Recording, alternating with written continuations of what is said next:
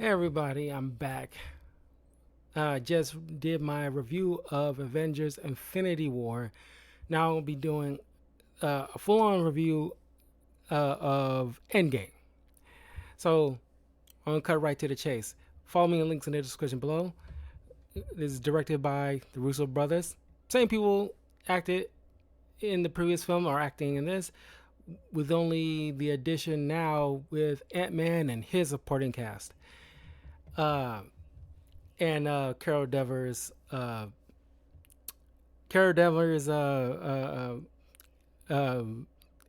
Miss Marvel, and Jeremy Renner's Hawkeye.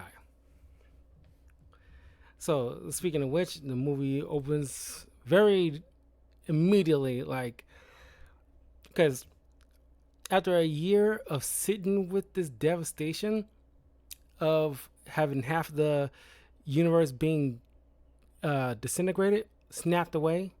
I call it a snap, but people want to call it the blip. It's so stupid. I'm not going to do that. It's the snap, the snapping. So, uh,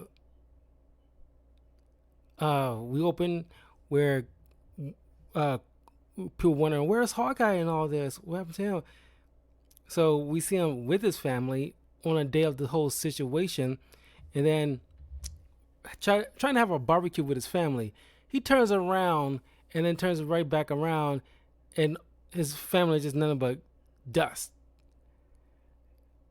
And then pop present day, where uh, uh, where it's been over 23 days, where people around the world is taking a census of who's where.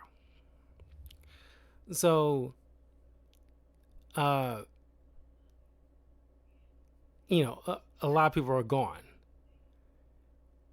We have Captain Marvel rescuing Tony and Nebula, who are drifting in space on the Milano, and Tony's on like the verge of probably dying because his armor is, pretty much destroyed after the fight with Thanos. He got seriously wounded.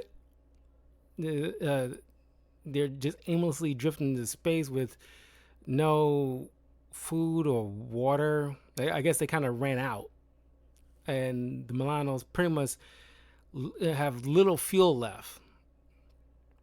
Uh, but Captain Marvel rescues them, takes them to Earth. Everybody who survived reunites, and uh, they reconvene in the Avengers compound. Uh, and I like the way the scene plays out when Steve asks Tony, like, okay, you talked with him, you fought with him. Did he give you kind of intel that we can use? And Tony, obviously devastated with the loss of Peter Parker, the person he pretty much took under his wing. Uh, he lost him. Uh, Everybody who he was like, fighting alongside with, all except for Nebula, has been killed off. And old feelings drum up because he hasn't had like a face-to-face time with Steve since Civil War. So old feelings come creeping back up that hasn't been hashed out, and I love the way it's playing out. It's like, you know, I warned you. I warned you that something like this might happen. I wanted to build a shield around this planet to prevent something like this, but you wouldn't listen because my friend, you press his little freedom, and then of course, Rhodey's trying to, keep him on the, because they trying to get this IV to give him the nutrients because he's been malnourished, but he ain't trying to have it on it. He want to give him the riot act. It's like you said, if we lose, we'll do that together too. Well, we weren't together. You wasn't there. He takes off his little chess piece, hands it to Rogers, and before he passes out. I love the way that it seems here because it's like, yeah, he didn't get to address those feelings, and now it's come bubbling out in not so positive ways, but he just needed literally and figuratively get it off his chest. Uh, Everybody lost. Uh, some worse than others. And you see Thor in a separate room looking like Slim Shady and 8 Mile. Um, uh, so thanks to Nebula, they see through the computers that Thanos, when he snapped his fingers, it let off this kind of pulse around the world, which a long time ago I had like a theory that, oh, that might spark mutations in people, maybe, of people who are still around. I always had that kind of theory, but obviously ain't playing out now because Kevin Feige and studio has didn't want to plan this out properly after Endgame was wrapping up, or was wrapping up the Infinity Saga. But that could have been something where it's like that radiation pulse, that could have sparked some mutations in people that are still around, and when other people come back, then now all of a sudden there's mutants. That could have been an easy way of bringing mutants into the fold, but like I said, didn't pan out that way.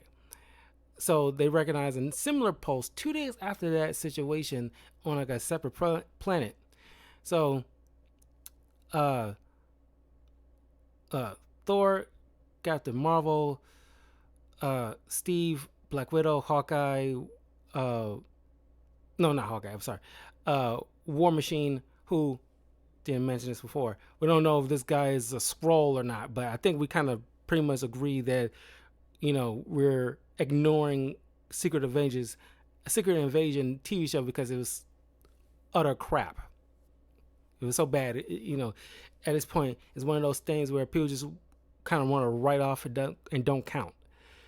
So, Rocket and Nebula, they all go, and Thor, they all go onto the ship after it's been fixed up, head out to space to that planet, and find Thanos, who destroyed the stones using the stones to destroy themselves, which nearly killed him.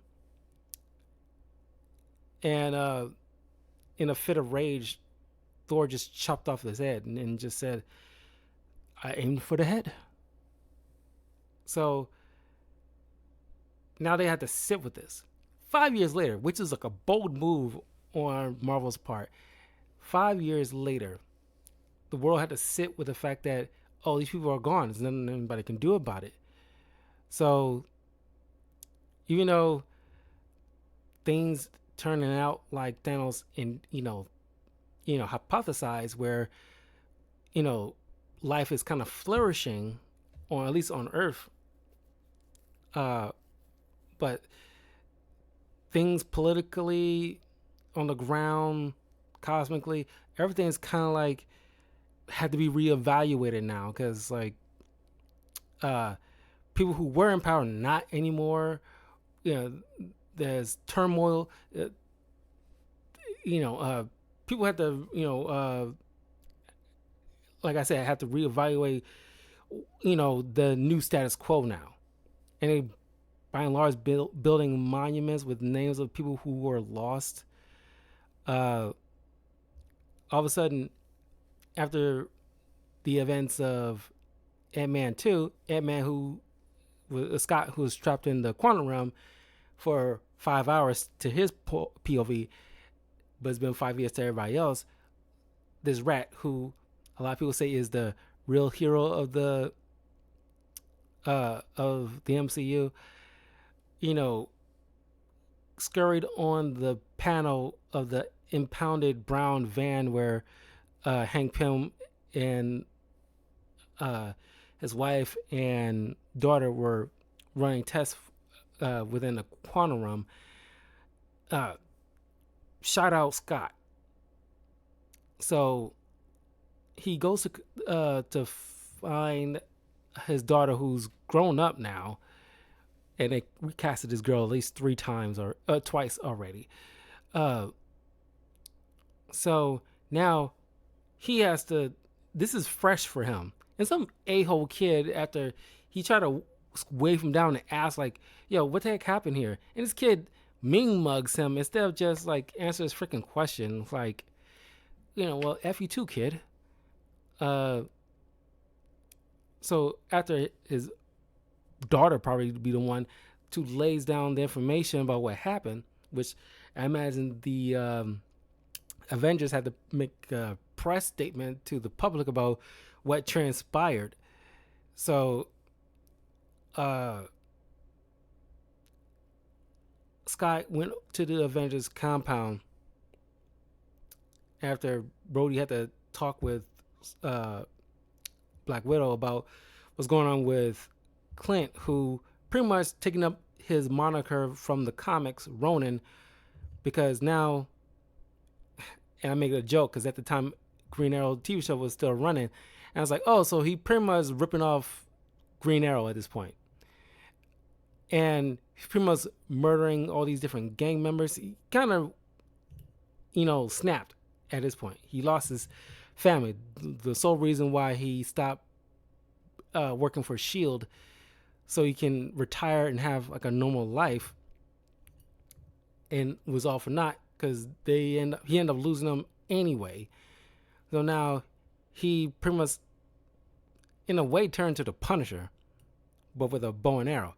So he's taking down cartels, and now he's in Japan taking out Yakuzas. Uh, which I'm a little bit ahead of myself, but that's where he's dealing with. Uh, uh, Scott. Sorry. Yeah. Well, Scott shows up at the door, ringing the doorbell as Widow and Rogers see him, and he explains that he's been trapped in the quantum realm for 5 hours. But well, it's only been 5 hours for him, but while it's 5 years for everybody else. So he theorized, okay, since time works differently in the quantum realm, and that's how I escape the clutches from the snap, he figures that what if we can use this, essentially a time machine he's pitching, to go back in time, get the stones, use them, and bring everybody back. But since they realize, okay, we're not smart enough to pull this off, so they go to find Tony, who now is married to Pepper Potts and have a daughter named Morgan. We get the classic line, "I love you 3000," which I love so much, became my moniker on my channel. Every time I go on live. So he explains that it's all theoretical, and we can't base time travel off of Back to the Future, which I'm kind of glad, but kind of not, where they kind of pretty much debunk every time travel movie ever existed. Kind of like, it's hogwash, pretty much. And it's like, because I think the Russo brothers and writers are trying to cover their bases, which I respect. So that way, no outside viewer would come, we're making a type of what if, discussion like, hey, why don't we just do Terminator logic? Why don't we do Back to the Future logic? Or blah blah blah. And it's like, no, we cover every time travel movie that has ever existed and say like, no, this won't work, because as Hulk will later explain, or at least Smart Hulk, where a lot of people's big complaint in this movie is the fact that we didn't get the chance to see how Hulk learned, or how Bruce learns to merge perfectly with the Hulk. Which I think it would have been like a great movie or TV show, but it kind of sacrificed that for a She-Hulk show / Universal won't allow a solo Hulk film because they still own partial rights to that. But it's like, he explains later that, you know you can't go back, you can't change the past because you'll just end up with an alternate future. Uh, what happened will still happen. So uh, it means nothing. As we see from like the Loki TV show, uh, you making branching, timelines.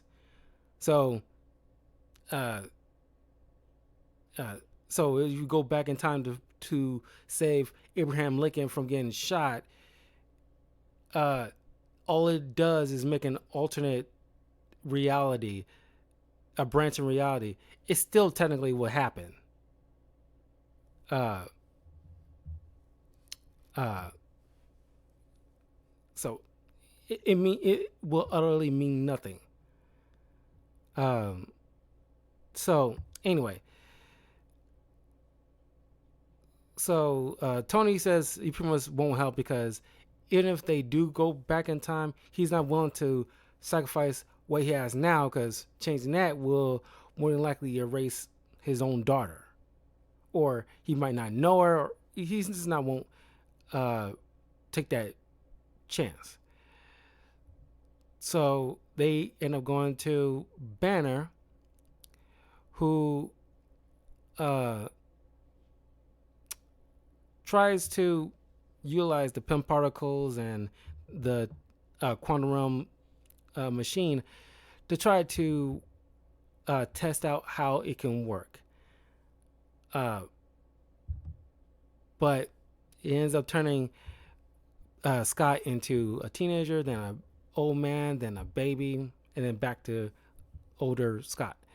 So uh, it's like, but after Tony, who figure out that utilize a Mobius strip and then fix together a navigation wristband in order to find the right pathway, so they won't, so they can go through time rather than time going through them, which is what happens to Scott. So uh, he pretty much made amends with uh, Steve, giving him back his shield, which is all fixed up now. And you get to hear that little melody of the first Avenger theme play out, which I didn't notice. I'm pretty sure I noticed when I first saw it in the theater or heard it in the theater, but I guess it didn't stick with me because there's so much stuff going on in this film. But after rewatching it, it's like, oh wow, I didn't pick up on that. I was like, that's a nice little touch, throwing in that theme song just to bring us back. Pretty much making amends with each other. Uh,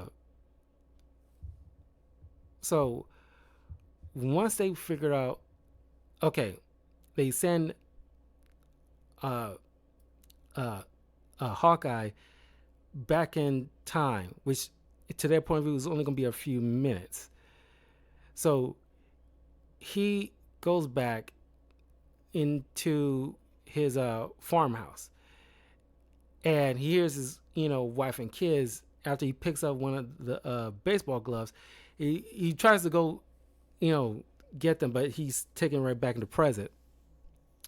So after figuring out the how, seeing that it works, so you can actually bring objects from the past to the present, which theoretically should be possible.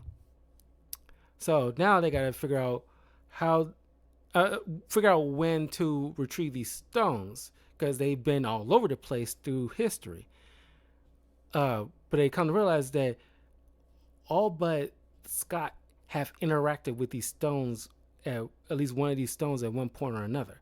So they figure out, okay, the time stones with the ancient one in Greenwich Village at the same time, while in 2012 during the Battle of New York, the Mind Stone, which they now know is in the Scepter, along with the Tesseract, which they now know is the Space Stone, is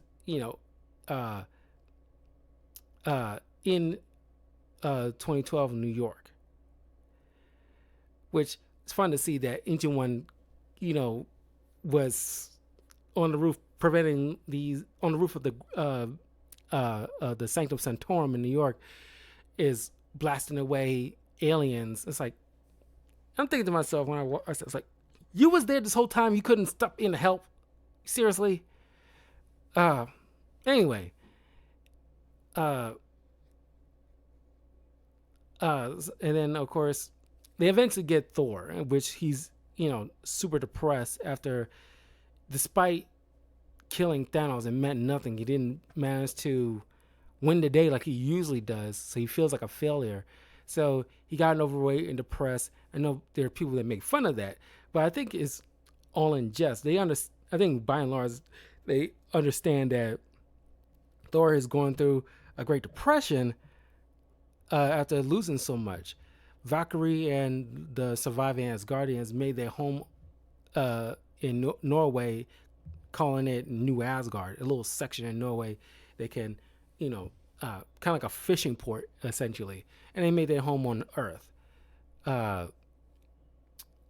uh, so Hulk and Rocket goes to retrieve him while Nat retrieves Hawkeye, uh, in order to come together, because Thor knows that in Thor: The Dark World, which I respect the fact that this movie is, making Thor: The Dark World, which by that point in time during Endgame would have been considered one of the worst MCU movies, at least to that date. Of course, now we got so much crap. That looks like, Thor: Dark World right now, by comparison to something like Secret Invasion, looks like, they make Thor: The Dark World look like the first Avengers movie by comparison. So I appreciate Endgame for making Thor: The Dark World mean something. Even though I don't care for it, I still respect that they're trying to fix the issues. So uh, they know that the ether is inside Jane at that time, so they know where it's at and how to retrieve it. Uh, and Nebula says, like, okay, we know Vormir has the Soul Stone, so that's pretty much a lock. The Power Stone, where Quill ends up retrieving it, they just gotta get ahead of him in order to get it first. Uh, and so they know where all the 6 stones are specifically and what times. So they get ready. They assemble a time machine thanks to Tony, Bruce, and Rocket. So we get a good classic speech from Steve. So they end up going back in time, all going through in 3 separate groups. And we get the pillars of the Avengers, Thor, Tony, and Steve, who come in contact with people that pass pretty much like, get that kind of encouragement that, reinvigorate that fighting spirit, because they lost so much. They dealt with so much crushing defeat and pain that only, their loved ones of the past would have been able to, like, kind of get them out of that funk and give them that fighting spirit back. But first thing first, we get the whole event, America's ass. We got that little moment. So, of course, they bungled the situation with the Tesseract after Loki, dips off with it, which ends up leading into the Loki TV show. So, like I said, I already covered that on the channel, my thoughts on that show. I actually loved the Loki TV show. It was really good. But Steve manages to get the scepter from his past self, which is kind of a pet peeve of mine.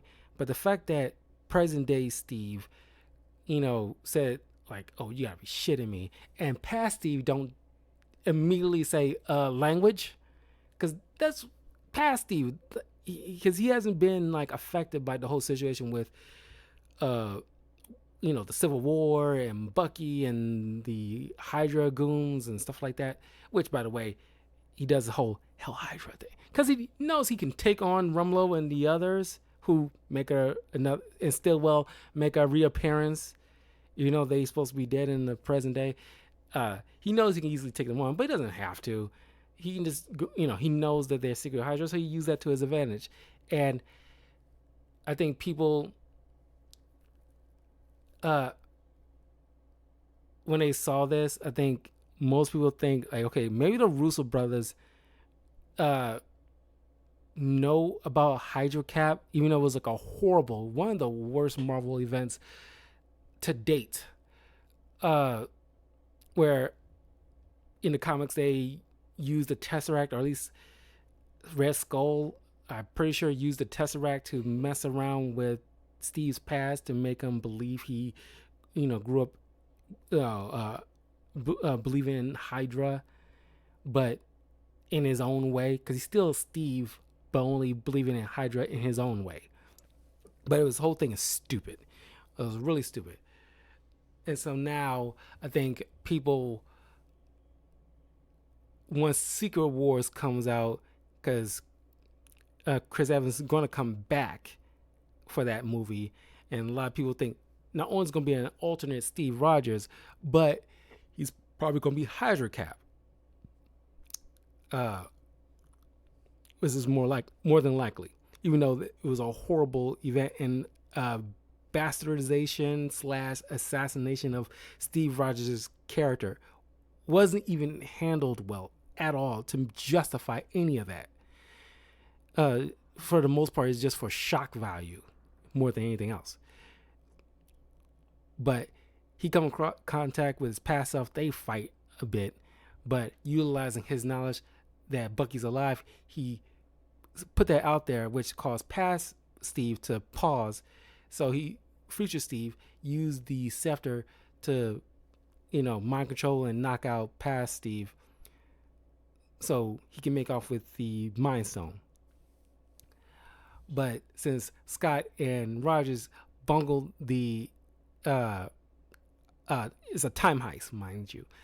They bungled the time heist of the Space Stone. So now Tony gets an idea. Okay, where I actually know, or at least heard rumors, that the Tesseract might be in this military installation in 1970. So, and since they're running out of Pym particles, they need extra ones in order to get back to the present day. So, they know Hank Pym will be there too. So, they get Scott to get the scepter back to present day. So, Steve and Tony ends up going back to 1970, where you see another not the last Stan Lee cameo, but the last Stan Lee cameo would technically be in the Miles Morales Spider-Verse film. Or no, actually, it would be in the first Venom film. It was one of the two that would technically be Stan Lee's last cameo appearance before he passed away. But Steve, retrieving the Pym particles, happens to see Peggy, who is still alive at this point and not suffering from dementia.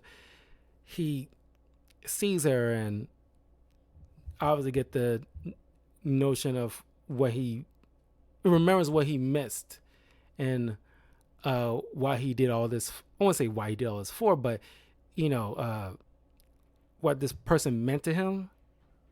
Because when all said and done, Steve couldn't find anybody who he really connected with on the same level as Peggy. All he knows is fighting for the greater good, and he just can't seem to rest and live. Tony, after getting the Tesseract, bumps into his father, Howard, on the day of his mother's pregnancy, who might be getting into labor pretty soon. So we kind of had like a pseudo heart to heart with his father, who doesn't know that he's his son, doesn't want to mess up the timeline. So he it's kind of funny looking back on Iron Man 2. I'm pretty sure that in that old video recording, Tony inadvertently gave Howard the advice that Howard ultimately give Tony in that old recording. Whereas no amount of money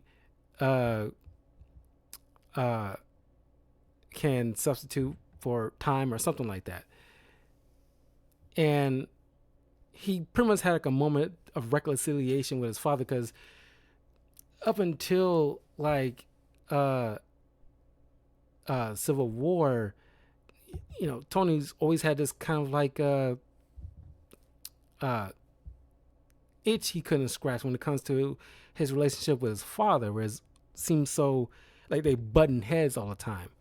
And the fact that it compounds the problem when he lost them violently, where he thought it was initially a car crash, but it turns out to be the Winter Soldier. So unresolved feelings that he has a unique moment now to resolve that in a way. Whereas he comes to realization now, having his own child, is like, always thought he was like hard on me, but only remembered all the good times. And we get to see a little cameo of Jarvis from the Agent Carter show, which I never saw the show, but I know I've seen him in clips and reviews and stuff like that. So it's a nice little moment of getting a cameo fest from him. It would also been nice to have the Daredevil and the Defenders pop up in there, but better late than never now. But whatever. We also see with Thor reconnecting with his mom, who expressed that nobody expects you to be perfect. You're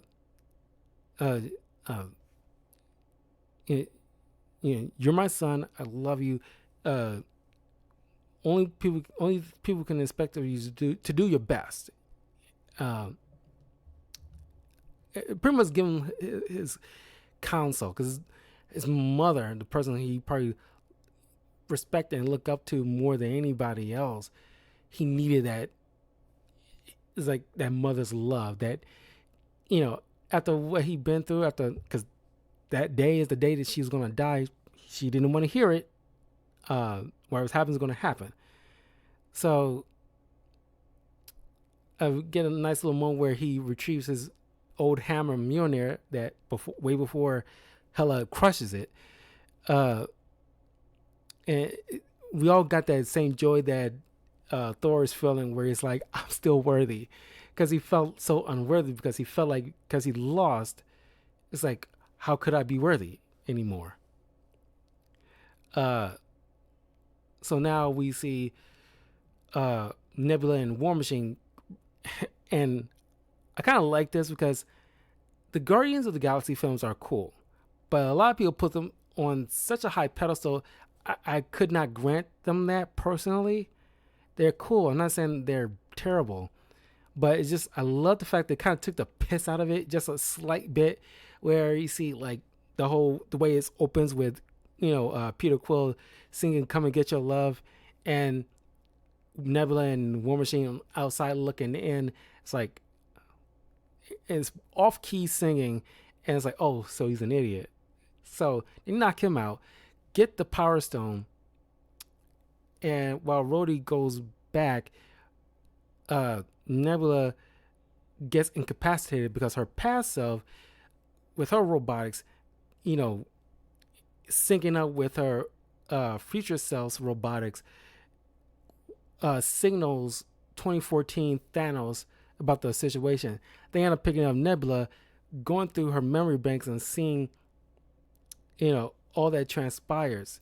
Now, Thanos got to come to the fray. It's like, oh, they're trying to undo what I will accomplish. Can't have that. So have past Nebula uh, replace future, take place of future Nebula to send them into the future. Since they all have all the stones together, I'll just go there. Now, mind you, this is a very different Thanos at this point, because Thanos in Infinity War, which is 4 years later from this point, uh, didn't come to a conclusion to deal with it himself. He always sent his other minions. He didn't have the kind of respect of Tony or the other Avengers, because when he mortally wounds Tony on Titan in Infinity War, he says to Tony, like, you always had my respect, Stark. So, because, through the course of thwarting all the minions he sent to get these stones, and like Loki and the other, it's like, okay, I'm going to have to do this myself, because I can't count on anybody else to do the job right. But now, 2014, Thanos hasn't gotten that maturity yet, or come to that conclusion yet. So he has a bit of arrogance.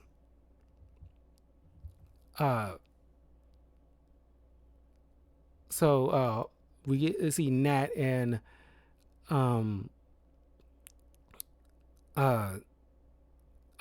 Hawkeye fighting who gonna sacrifice themselves to get the Soul Stone. Nat want to sacrifice herself.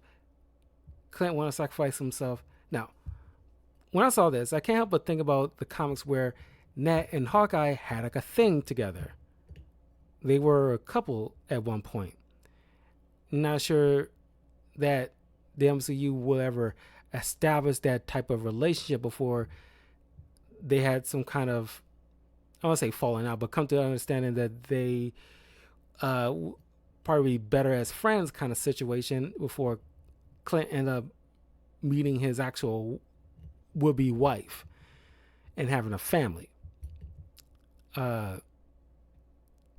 So there's gotta be love still there, more so than just friendship, in my opinion.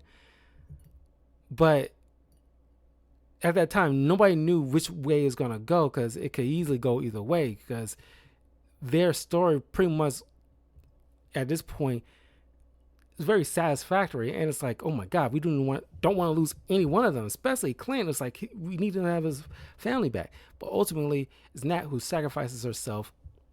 Clint gets the Soul Stone. So now everybody reconvenes in the present day, including fake Nebula, while real Nebula is convincing Gamora to help her out, saying that no, we grew to understand each other and appreciate each other as sisters. I need your help. And then convinces Gamora early to betray Thanos, where at this point she would have been more teetering before she met with the Guardians. So once they put the stones in this makeshift Iron Man gauntlet, Hulk, or Banner Hulk, come to the conclusion that the radiation it emits is mostly gamma. So he feels like he was made for this. Pretty much coming full circle from the first Avengers movie, where Tony says, all that gamma should have killed you. Maybe you're meant for, and Bruce is like, so he's saying like the other guy must have saved my life for what? Well, we'll see. And now we come to this conclusion: you were meant for this moment. This is your moment. So he takes on the gauntlet. Despite him being able to tank it, still hurts like a mug. He snaps his fingers after Tony expressed, like, okay, don't change anything in the past. Just anyone that was snapped away 5 years ago, bring them present day. 5 years from then, bring them back here now. So he snaps his fingers. You know, uh, Clint's wife is calling, which don't know why that cellular with the cell phone and bills and everything like that. Don't know why that's still even working. Or at least her phone's still working at all, and the same number, still functions. But then uh, Scott notices some birds. A lot of birds are chirping outside. Then old Nebula sends Thanos' warship and armada flowing through the time stream, bursting out of the compound, shooting at the compound, leaving a crater where, uh, while War Machine, Scott, Rocket, and Hulk, and Hawkeye is trying to climb their way out. Now, of course, they also were devastated by Nat's losing Nat. But this whole thing about wiping the red from her ledger, which she pretty much managed to accomplish by assisting and bringing people back. Thought I'd make sure I put that out there too. So, while Clint and the others are trying to make their way out of the rubble, Tony, Cap, and Thor, once again the three pillars of the Avengers, comes walking towards Thanos, who's just sitting there like he would have done in 2014, trying to get old Nebula to retrieve the stones for him instead of doing it himself. So now that old Thanos knows what they're trying to do and how they won't accept what could be, he decides, well, once I get the stones now, I'm just going to eradicate everything and then build it up, brick by brick myself, with nobody having no knowledge of the past and only know of the greatness of the future. So we see like an all-out brawl between these three against Thanos, and him holding his own without any stones.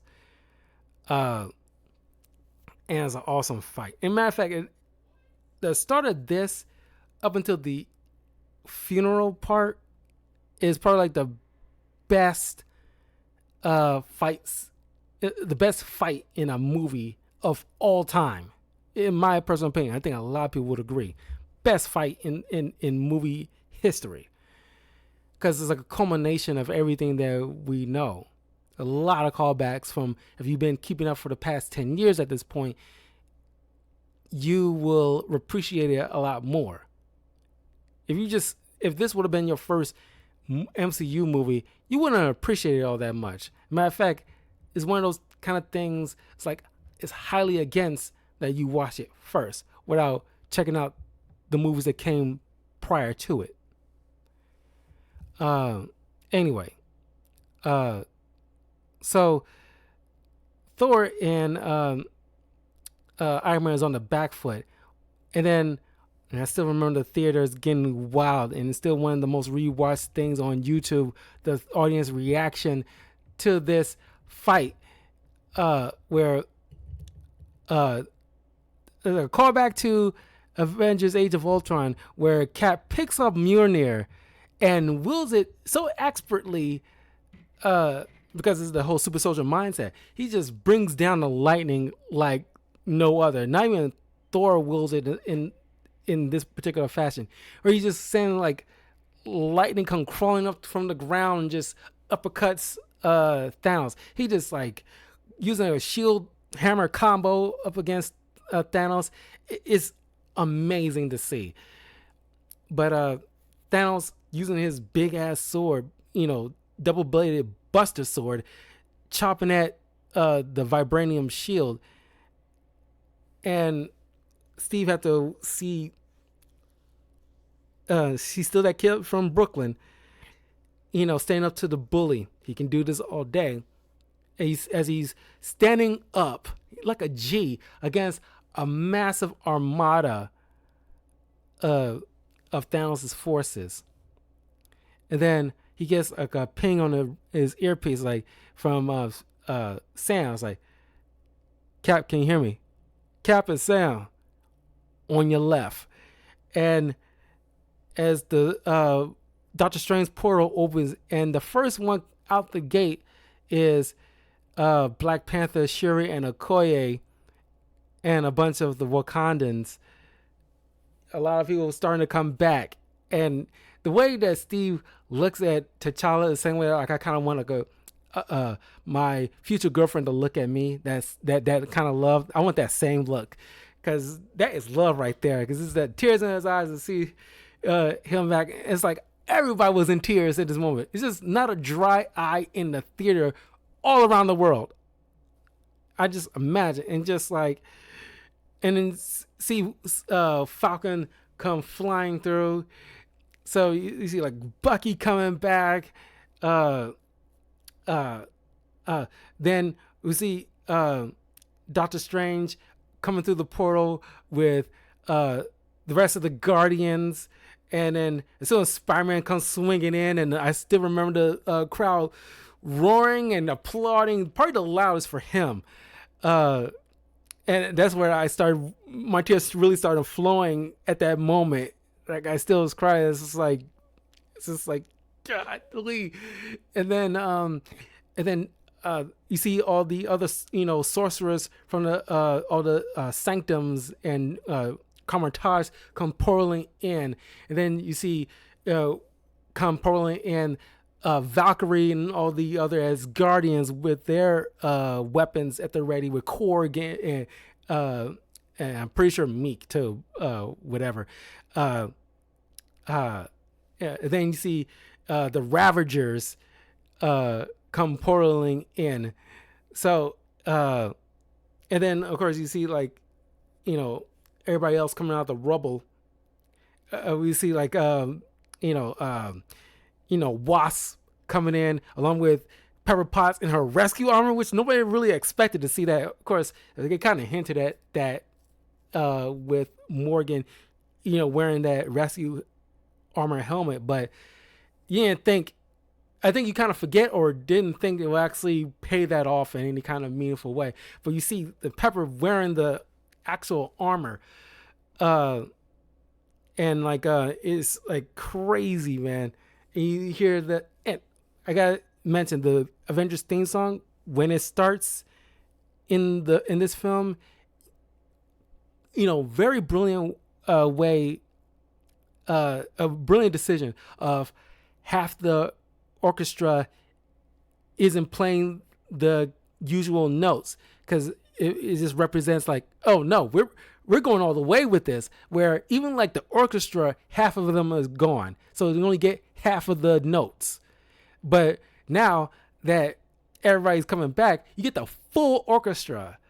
And I kind of wish I like this theme song personally. If you saw the Marvel's Mighty Avengers cartoon, that awesome theme song, Fight as One, look it up. Very cool song. I kind of wish they would have played this, because it really kind of drive that home, because that's such a, like, that gives you amped music. But you hear like Cap finally saying Avengers. As a matter of fact, I want to play this right, because I got the soundbite for it.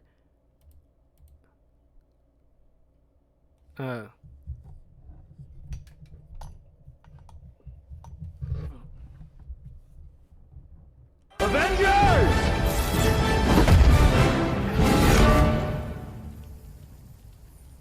Assemble. Hopefully I was able to hear that, but man, and then like the roar of the crowd along with the heroes, just like, oh God, I kind of wish Punisher, Daredevil, and the rest of the Defenders was there too, along with Robbie Reyes, Ghost Rider, and Daisy from Agents of S.H.I.E.L.D. were there too, because like it's like I want everybody there. It's just like everybody come to take down, because like this purple evil grimace looking dude pretty much murdered a lot of you guys. Oh, and Scarlet Witch was there too. And it's like just like massive. Now this is the war where all these heroes and their allies through the course of the 10 years has come together to deal with Thanos and his forces. Even like the children of Thanos, are back now because these are past them, not the current them that died in the Infinity War. So the fight is on. Everybody's doing their part and taking each other down. It's just like crazy, and like Thor and Cap trading like weapons. Like, no, you have the little one. Give me that. uh, uh, and then you see like Iron Man and Rescue, just like shooting down like monsters and stuff. Is awesome. Uh, and when Iron Man sees uh, uh, Spider-Man, and he gives him that hug that back in Homecoming says like, no, we haven't gotten to that point yet. Now we gotten to that point yet. He gives him this hug because you just missed that. It's like he lost and he got to see him back again. Uh, uh, and then of course, Quill manages to see Gamora, but it's not his Gamora, it's past Gamora. But he's just happy nonetheless. In Guardians 3, they kind of ran that into the ground, that animosity. It was like, oh my God, it's like, you're supposed to be my Gamora, but it's like, dude, she doesn't know you like that because this is past her before she even would have gotten to know you. Just get over it. But anyway, uh, uh,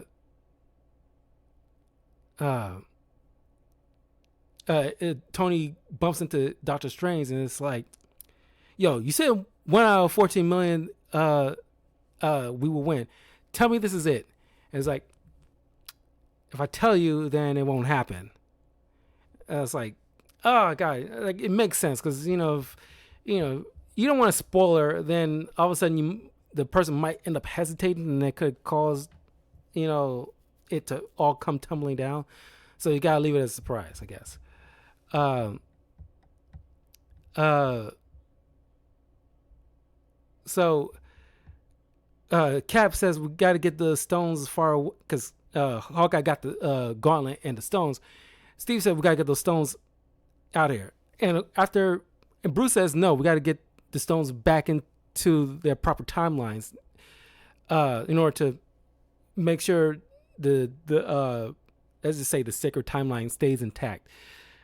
Guys, after his confrontation with the Ancient One, after having a discussion with her, and she come to realize that Strange is supposed to be the best of us, so he probably only gave up the stone if it served a greater purpose. So you got to make sure that these stones go back into the proper timelines, so it didn't feel like they were missing at all. It's kind of like, they blink and you miss it for a split second, then it's all come back to the proper state that they were. So since the time machine that they used was destroyed, so they figured like, okay, let's go to the ugly brown van because the quantum tunnel in there, they could use that to take it back to where they need to go. And of course you get the coming full circle with Ant-Man 2, where Scott kind of lies, or I won't say lies, but bigs himself up, talking about like, oh, I call him Cap because we're friends, and we get that with Wasp, where she's like, we're on a Cap, and it's like, how do you get an ear? And that's the one of the things people always complain about in these Avengers films, where it's like you don't see them with earpieces all the time. So it's like, where did Wasp get an earpiece to communicate with Cap? So it's kind of like, it's one of those little nitpicky things. So they try to, I'm glad everybody's getting their little moment in the sun here, which the Russo brothers are expert at, where everybody gets their moment in the sun. Ant-Man and Wasp, considering that they're a heist type of films, they get a heist movie in this, but also get Scott using his Steven skills to hotwire a car to get everything jump started so we can use the time machine, the mini time machine. But then, uh, while Hawkeye and Black Panther is playing hot potato with the gauntlet, uh, you know, Ebony Maw's trying to get it, but then Spider-Man comes swinging in, gets the gauntlet, and try to just pass it along, and then he hitches a ride with Valkyrie, uh, uh, while Thanos is getting confronted by Scarlet Witch, who's pissed. Now, as I stated in Civil War, where each or Age of Ultron, every time we see Scarlet Witch, her power is kind of leveling up. Now she's getting to the point of getting to the expert level, where now she's pretty much about to rip this dude inside and out. Until Thanos, throws a bitch move by saying to have his ship rain fire. So the ship just started raining, energy blasts onto the battlefield. So the a lot of the sorcerers on the field are making giant shields everywhere just to block the bombardment. Then, like the biggest deus ex machina in film history, Captain Marvel comes swooping down from the heavens. And this, honestly, this film's probably like the best that Carol Danvers has ever been. Like Brie Larson, I know people had their issues with her. She acts the hell out of this role here in this film. This particular role she was hired for, this is probably the best, at least so far, the best time we get with Captain Marvel. She's the best she's ever acted, the best she's ever played. She played it, like organically, instead of like a like a cardboard in the other films. Because the other directors didn't seem like they know what to do with the character at all. But the Russo brothers really know how to utilize this character. She's charming. She's like, strong in all the right ways. She come barreling into the ship, causing it to come crashing down. And the fact that she goes she tries to take the gauntlet. All right, I get people's complaint about this because it's supposed to be some kind of girl power moment, but it seems so inorganic. Where, like, how all these female superheroes gather together in these clumps where there was kind of spaced out earlier, but everything is so cool. Like, at least for me personally, I want to let that slide because everything is being done so right at this point. So you can forgive cheesy moments like this, where in other cases they wouldn't have been like, people wouldn't have been able to let that slide like that easily. So while everybody else is providing backup, while Carol Danvers is pretty much the quarterback trying to get that gauntlet to the end zone, to use a football metaphor, Thanos is like, once again, doing like a Hail Mary, throws his sword into the van to destroy it. So he gets the gauntlet and tries to put it on, but here comes Carol Danvers, and unlike Cap, where she's trying to hold his hand back, and she's a lot more strong than Captain America, he tries to headbutt her, and she just like, unfazed, because like she is that freaking powerful. And it's like, I love this moment. It's like, honestly, this is probably my favorite moment of, well, probably the only cool moment of Carol Danvers that I legit love. This is how she should have been played this the whole entire time. But outside of the Russo brothers, nobody else was able to write this character properly or direct this character properly.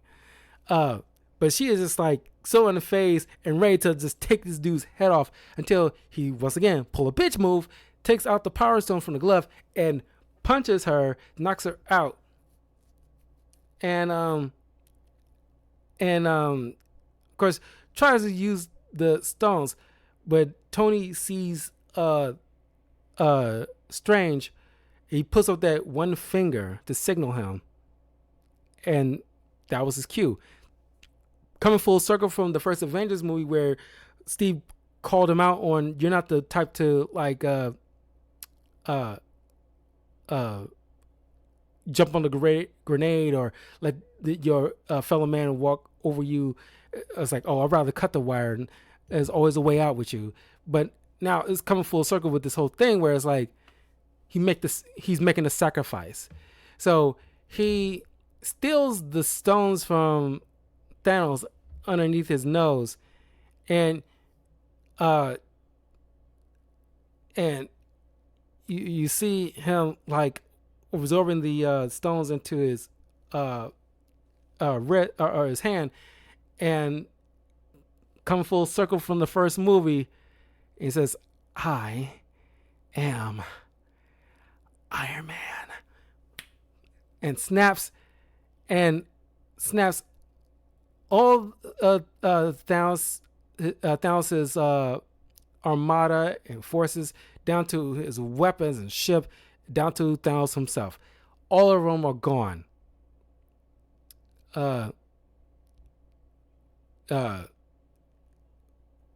Tony dies from his injuries. All the heroes kneel before him. Then you get like a, awesome funeral where group by group we get to see from movie how they all started with Iron Man supporting cast and going all the way to the end with Fury and not Black Widow, but Carol Danvers. You even get to see, which confused a lot of people until they had to figure out a day or two after this movie came out, where that little kid from Iron Man 3 is back. He's a little older now, but nobody recognized him. But the fact that it's so cool that they went out their way. They didn't have to, honestly, but it was so cool to go out that way to make sure, no, this kid meant a lot to Iron Man. Pretty much like the proto child that kind of prepared him on his road to looking after Peter Parker, and then having his own child with Morgan.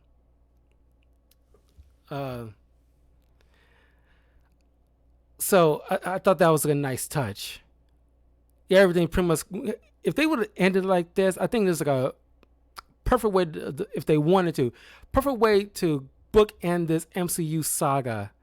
But of course, just leaving money on the table, and they had like a decent idea going forward, but they just didn't have they didn't take the time to blueprint this out for the next saga. So it's all topsy-turvy, come to conclusion with the Doomsday and Secret Wars next year. And it's like, man, the multiversal saga would have been awesome if things were planned out properly. So they, sent Steve back to put everything back the way they were with the stones and the hammer, but he didn't return. We see on the side where Bucky and Sam see an older Steve who lived out his life with Peggy. He hands the shield off to Sam, which, once again, it wasn't properly planned out. Most people had, respectable complaints about the fact that chronologically, Bucky should have gotten the shield way before Falcon, because Anthony Mackie's Falcon didn't have enough time to really breathe with his character before he would have gotten that shield himself. There was more meat with Bucky in their eyes, which I can understand their knowledge in that. It's not from any kind of mean-spirited way, but it's just like, I read the comics. Yeah, Bucky would have gotten the shield in the comics first, as like a passing of the mantle. Then eventually Sam did. But I'm not sure it's progressive points. I doubt that. But, I think it was still, personally, I think it was still like a cool moment. I just kind of wish that Kevin Feige and the others once again, plan this out properly. Make sure when the Falcon and Winter Soldier TV show came about, it was perfect time. Instead of being about like race and everything like that, and just be a proper superhero film or TV show. They could have like spent it trying to have Sam show us why Sam earned that shield and being his own type of Captain America. And it seems, I don't know, it did seem like very race oriented kind of thing, and it's kind of like it was the time that we were in after the COVID and George Floyd situation, and it's like things was like completely out of whack, in all honesty. So they was writing what they was like going on fresh at the time, so kind of put things completely off kilter. But that aside,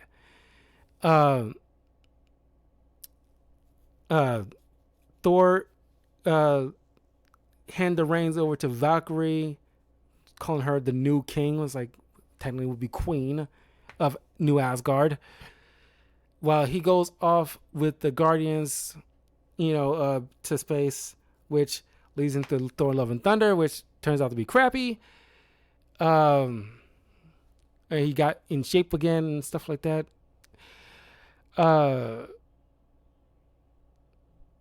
So yeah, and there's no end credits. It's like a properly ended film. So yeah, amazing. And of course, this made even bigger money from Infinity War. I know people really love Infinity War, and I do so too. But personally, I think Endgame beats out Infinity War slightly for me. Mostly because it's a final culmination. Everything is paying off in such a right way. Oh my God.